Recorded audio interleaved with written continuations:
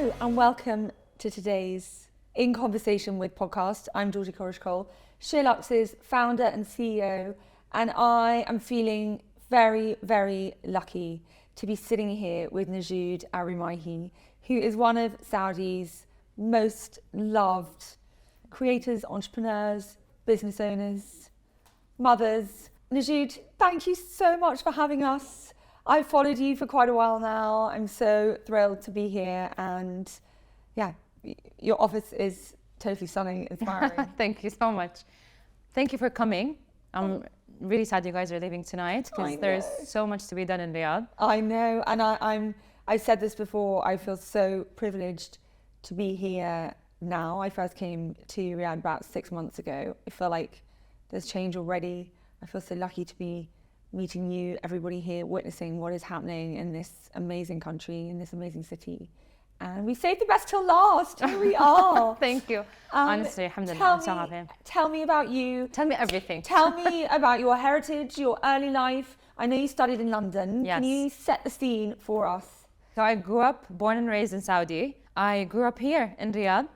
I've done my master's in London, studied in Canada for a year before that, and then we're back here.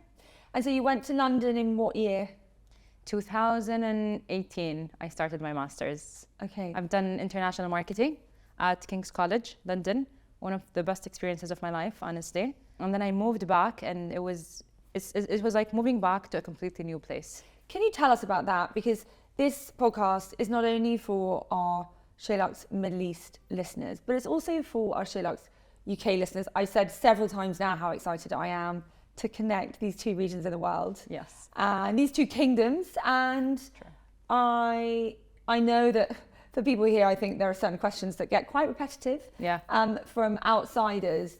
So can you set the scene about what it was like growing up here as a woman and then going off to the UK and then coming back? And I think what lots of people have said to me is, we were really happy. We had wonderful lives and childhoods, and it's what we knew. And you know, we're choosing new opportunities, and that's really exciting. But set the scene a little bit around what life is like. Well, I think to begin with, we've always been that very connected community. And I feel like that's one of the blessings of growing up in Saudi in general. I grew up with my family. I grew up around the neighbors and friends. Do you have a big family? I do. We're five. We're amazing. 5 brothers and sisters. We always grew up in a place that's extremely safe, extremely loving. You know, people really, really take care of each other. And I think that that's something you wouldn't really understand the value of it until you have your own family and your own kids. You know, I know if I need help, I would knock the door on my neighbor next door and they would actually offer it. So we've always been that community that's extremely generous, extremely giving. I think the thing that makes Saudis different from everyone, honestly, in the world, and that's how I view it, is we're very rooted in our culture. Yeah. And that's something we take so much pride in. We're very rooted in our culture and we love it. And we celebrate it. And that's not something that we're looking to change. You just offered us dates. And Saudi coffee, and I love both. So yeah. That's the least I can do, honestly. That's something that the king himself does that. And the crown prince as well. They all, like, this is really rooted in our culture. Then at 18, you went off, did you, to university? No, so I finished my bachelor degree here in Riyadh. I studied in Yamama University, and I studied marketing. Originally, I wanted to study interior design. At that time, everyone told me that it's not promising as an industry, specifically for a woman, because it would be hard to, you know, like be on sites and travel for like a long distance to like see different factories and manufacturers and so on. So marketing was my second option, and honestly, alhamdulillah, I always believe that whatever God chooses for you is the right choice. Yeah. It was the best thing I've ever done, is studying undergrad marketing, and then I also did my master's degree in international marketing. That was 4 years. 4 years. So I graduated from high school 2010, and then 2014 I finished my bachelor degree, and then I worked for about 2 years, and I applied for my scholarship, and then I went for my master's. And that was in London? Yes. Originally, I wanted to study in Canada. Right. Oh, that's a story. Tell me why. I wanted to study in Canada, UBC, because it was like one of the best universities as well. But then I accidentally got pregnant. I had to cancel everything and I had to move back to Riyadh. It was honestly one of the worst times in my life. Oh, the dogs! Can we let the pups in? They are. Oh, we need to let them in. We need to let the pups in. Because they're just going to yell at us. Hello! Where's the other one? She's going to be jealous now. Hello! Cece! Cece! Hi, puppies! Yep. Oh my goodness me. Potatoes! Hi, come on. You can do it. Yes, well She done. loves being pampered. Oh my goddy. I don't think you're allowed on here, but you are right now. So you got pregnant. So Canada I got was pregnant. off the table. Yeah, so I had the option to either study a week postpartum, but then I took the decision to go back home. I went back home, and then I had my scholarship basically, and it took me about a year of trying to get acceptance in universities in London. The idea was in London it takes 1 year instead of 2, and I had to make my husband quit his job as well. So it was a lot of responsibility on me. He was putting a pause on his career as well. And then what does he do? Events management. So alhamdulillah, it turned out really well. He ended up being accepted in events management in Luton, and I got accepted to King's College and Queen Mary. And you had your little girl with you? Yes, I had Lulu with me. Gosh, Yes. wow, that's a lot. It was a lot. But it's funny, as I said, life does sort of work out, and now It does work out. you know, It always thank works God, out. and there Alhamdulillah, she it always is, works out. And then when I got accepted to King's College, there was a prerequisite, which is the IELTS. And I hate that test, I have to tell you guys. What test? The IELTS. IELTS? Yes. What is this? It's like an English test for internationals. Oh. Yeah. They needed, I think, a 7.5 or a 7 score. And I always got in every single one but the writing. So they had a condition. And then I had to repeat that test 7 times, which is £7,000 of like Wow. my pocket, and 7 months of studying because you have to take it every month. And this is to do your masters, you have to complete this. Yes. Wow, 7 times. It was insane. That is dedication. That is dedication. That is dedication. But I really wanted King's. I'm like, I'm not taking no for an answer. So you got it? I did. I got into King's? I got into King's, alhamdulillah. And yeah, it ended up being one of the best years of my life, honestly. Can we go back a moment? Yes. And for people listening in outside of the region and in the UK particularly, can you explain what it was like for women when you left school in 2014, was it? Yes. What was possible? There are so many misconceptions, I think, about Saudi. 100%. And one of the reasons I feel so lucky is just to be experiencing it and meeting people like you and seeing it with my own eyes. Because as you said, you know, it's one thing to read about it, it's another thing to actually experience it firsthand. Yeah. But for people that aren't here, what was it like then and how is it different now? When I was doing my master's as well, I was the only Saudi in class. So whenever I told people I'm from Saudi, it felt like they had so many questions. Questions like, oh, do you use cars? I'm like, oh my Lord, okay, yes, we do, of course. Yes. No, but I mean, there are so many misconceptions about Saudi, I agree. And women has always been part of the community. It did change so much in the past few years in terms of the contribution of women being more visible, I would say. But women have always been part of society. I mean, King Abdulaziz, Allah yarhamah, which is the founder of Saudi, used to call himself Akhu Noura, which is the brother of Noura. So he was so proud of his sister. And this is right. I love that. Yes, I mean, and this is one of the like we have Prince Noura University, which is named after her, and you know, it's one of the things that we're absolutely proud of, and we have women figures in society that has been icons for us, honestly. It's just that I feel within the Western media, unfortunately, because it's always written and narrated in the Western eye. Princess Rima just said in an interview, and I can't agree more, that in the past 5 years... Can you explain who Princess Rima is for people? So Princess Rima is our ambassador to the United States, and one of the most brilliant people I know personally, to be honest. And in one of her interviews, she said that Saudi changed in the past 5 years more than the 40 years before that. And it's true. And the amount of projects and the amount of goals that are set are honestly insane, and how they're being executed.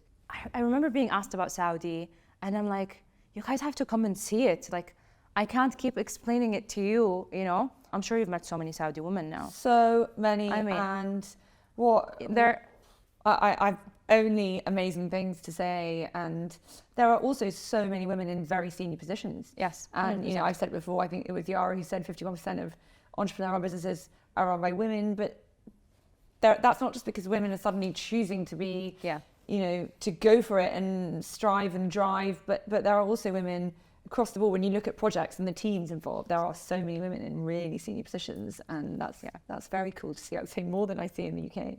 I mean, that's what I'm saying. I love that you can actually see it, you can sense it, but I just really want to say that women have always been part of the conversation. You know, it changed. They're getting more empowered. They're given more opportunities now, 100%. But at the same time, I have known women who own businesses for so many years. You're talking 15 years, 20 years, you know, and they're just becoming more visible, which is good for us to see. Well, thank you for that, because I think that's really valuable, and to hear it firsthand again is you know, is key. So you went to London. You did your masters for a year. Where did you live when you lived in London? So I used to live in Hitchin, which is an hour and a half. That's where you're from. What? Really? Yes. Stop it. Okay, for people listening, Eloise, our wonderful, who heads up our videography team, who is standing behind every camera when we're in the Middle East. With patatas in her hand. With patatas in her hands, because patatas was making tip-tappy noises on the floorboards. It's from Hitchin. What a world. See? Hey? Such a small world. Isn't it? So I used to commute from Hitchin to London, and then it became hectic, to be honest. It's like an hour and a half, isn't it? Yeah. Commute. And it was every day. 3 hours of just commuting. You needed to be there on time. And the reading, my God, I've never read so much in my life. Gosh. So I used to come back. It was way after nursery hours. My daughter was crying. She was the last one there. I hated it. So I made plans to move to London. I think 2 months later, we actually moved to London. And then my husband started commuting to Luton, but it was much easier. So I got help, and then we moved to another nursery, which is very nearby King's College. And it was good. It was Still, that's a juggle. That's impressive. It was a juggle, but I love juggling. Good for you. So you finished your masters and then you moved back to Riyadh? Yes. And tell us about your career. As I said, you know, you have a huge following. You are so loved in this country and in this region. And you have a thriving consultancy business as well. You've got a team back there that I've met. I love these them. stunning offices. Tell us about your career, building your career here when you got back from the UK, and what that looked like and how you did it. Okay, so I started around 2016 on social media. It was super random. Fashion was one of the industries that had a lot of stigma around it. I originally didn't want to do fashion at all, although I loved it. Like, from all my heart, I really love fashion, and I love fashion and interior and everything that is expressive. I think it's very much for me. But when I first started, I was always worried about being in fashion, so I avoided it. Like, I would talk about marketing, I would talk about businesses, I would talk about anything but fashion. But then I realized that people would often ask me about, oh, what are you wearing? Oh, where is your earring from? I think that was the moment where I was like, you know what? I'm okay with being judged. I'm okay with being in an industry that has a lot of, you know, taboo around it, let's say, you know. It wasn't one of these glorified industries, at least in the region, until like recently. So what, you started posting on social media? Yes. You started showing your outfits? Is that I what did. happened? I started posting on social media, but again, when I first started, it was super random. There was no strategy, there was no end goal. Do you ever wear an abaya? Do you ever wear a hijab? I do. I actually really love abayas. You have no idea. So do I. I have tons of them. I'll show you when we go upstairs. Oh, yeah, please. I have 3 closets of abayas, and they're part of our culture. And as I said, we're very proud of our culture, honestly, and it's not something we're looking to change, but actually embrace. I tried someone yesterday. I was like, oh my God. Wait till I show you the ones that I have. I want to see. So when you got back to Riyadh from London, yes, you'd already been posting. Yes, I was posting throughout my whole time in London. And you have a huge following, like mega engaged. You have what, 600,000 almost followers, which is huge. When did that get exciting? Was there a turning point? Yeah, what was the moment? Had a consultation with someone that I always tell her that I owe her so much in my career, because we literally had that sit down of like, what do you want to do? Like a mentor? Yes. It's like, what do you want to do? Okay, now we need to start working on content that is more focused on this, or more focused on that. We started going out, we started shooting content together. And then I started seeing the shift happen. Creating content on social media is like a tool for you to reach your end goal. So when you're creating that content, what are you trying to tell people? And there was a lot of trial and error at the same time. So a lot of things that we've done where, you know, we expected it to like be, I would say like it has like more engagement or, you know, more active, but at the same time, it was all part of the story. It was all part of the story. And talk to me about your consultancy business. Yeah. You're a luxury and a fashion consultant. How did that come about? I mean, you obviously built this great following, so I think I know what the answer will be, but tell me about that and how you grew that side of your business. Well, I think that's my favorite question to answer at this point, because good. honestly, I would say 7 to 8 years in the fashion industry. I've been already doing consultancy with certain brands. I was doing a lot of clienteling events and hosting, but it was never under a proper platform. It was them calling Nojoud to get like, you know, the socialize, the people, the community of fashion, people who are in love with fashion. And then I realized that this is what I really love doing, which is basically, you know, it's the educational part, it's the consultancy part, it's giving back at somehow, and at the same time, it's building a business. Yeah. So I have an excellent relationship with a lot of brands. We've been doing this for a while now. I wanted to put it under an official platform or umbrella. Yeah. So Sai came to life. Spelled C-I. CI, which is creative influence. Sai came to life because we really wanted to serve this market. A lot of consultancies are based in the region, but not really based in Saudi. So we do believe that we are an arm here, that we can be part of this community and give back to this community, help brands navigate around like the Saudi culture, where to be, how to be here, and literally creative ways to communicate with our end clients. So we see a lot of things sometimes that are repetitive. They don't really know much about Saudi because, again, it's a market that is opening up. It has been less than 10 years since Saudi opened up like to the world. So a lot of people are still trying to understand more about Saudi. Who are some of the brands that you're working with that we might know? We've done a lot. We've done something with Renee Kauvila just a week ago. We've done in the opening for their store in Kingdom. We've done the Cartier Ramadan Majlis, which is their annual Ramadan event that they do for like high-end clients and socialize. So we've done the hosting for them. Wow, amazing. Yeah. And we've also done Prada the past month. And now we have a lot of upcoming events. We have something with a hotel that I absolutely love. Ooh. We're bringing to Saudi, inshallah, soon. Yes. Let us know who. We will, inshallah, as soon as it's all in place. Amazing. But then who else? We have Al Walid Philanthropy as a client. We're working on something very special with them. So with Prada, with Cartier, you're helping them in this region, in this country. You're helping them really understand Saudis and what they want and how to engage with them and connect with them and build experiences that. Yes, I mean, these are one of the best brands in the world, obviously, both of them. And they have a lot of experience, which I absolutely love. And they've been in the market for a long time. But then our objective is to also connect them with more clients, is to build their relatability to the right audience. Sure. And then to always do things in a creative way, 100%. You know, just these small tweaks that would make, even a small event would make it a bit more personal. Yeah. And you're also, I hear, a friend of Cartier. Congratulations. Thank you so much. That's very cool. Yes, honestly, I've been so in love with the brand for so long. I mean, the panther, the energy of the panther, the beauty of it is always something that interested me. And we're actually together working now on the Benoit watch, which is one of my favorites. I'm wearing it all the time. You have no idea. It's just a beautiful... Shout out for Cartier. I'm also sitting here with a few Cartier I think it's one of the most timeless... how can you not love it? I agree. It's Cartier, you know, full stop. 100%. Tell me, you have a really stunning office.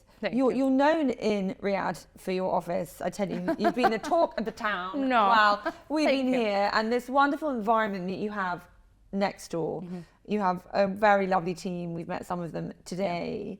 How have you sort of proactively created this atmosphere, been a good leader? Yeah, tell me about that. Tell me what advice you have for others. So basically, working in an office, I know the things that made me less motivated, I'd say. And I really wanted to cut them all out here.